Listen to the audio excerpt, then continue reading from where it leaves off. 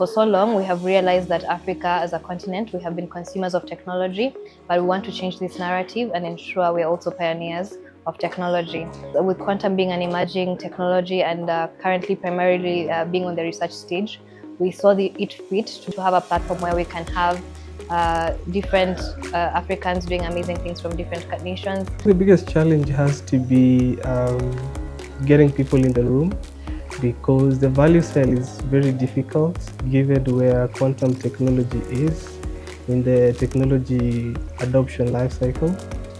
And how we overcome this is by having a number of pre-events that did a breakdown of what we are going to do and why we are doing an event. Day one, we focused mostly on policy, governance, and investments.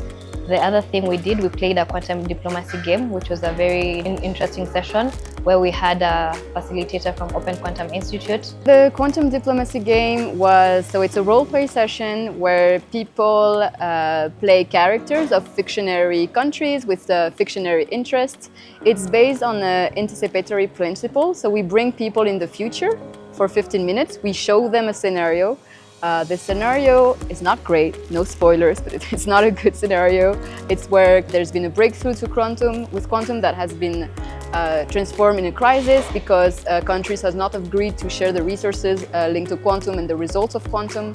And then we put the participants back in the present, and they're at an international symposium, and they have to discuss anything related to quantum, and they have to be in character and alternate between plenary and more bilateral negotiations to come up with an agreement. At the Africa Quantum Summit, I was the moderator, come MC. Loved doing it because I was engaging minds that are different from the minds that are usually engaged, especially in different spaces of corporate. What stood out most is the growing alignment across governments, universities, and the private sector players. We now see a shared understanding that photonics is not just a supporting technology, but a foundational layer for quantum communication, sensing, and computing. In terms of impact, we've seen a lot of interest. We've gotten a lot of not only people from Kenya, but other countries as well. Then the other thing was in terms of stakeholders, especially for people in policy and governance and development partners as well. We were able to get them to understand actually the impact of this technology. We were able to make them see the need of investment, the applications on why they have to get onto quantum like yesterday, and not to be left in the future.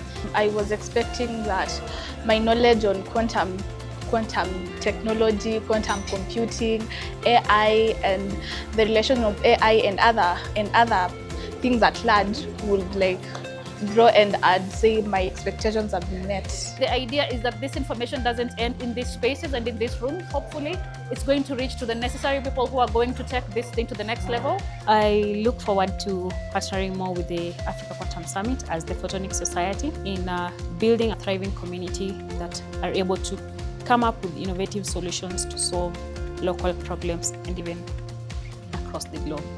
We had a team of volunteers who are very supportive.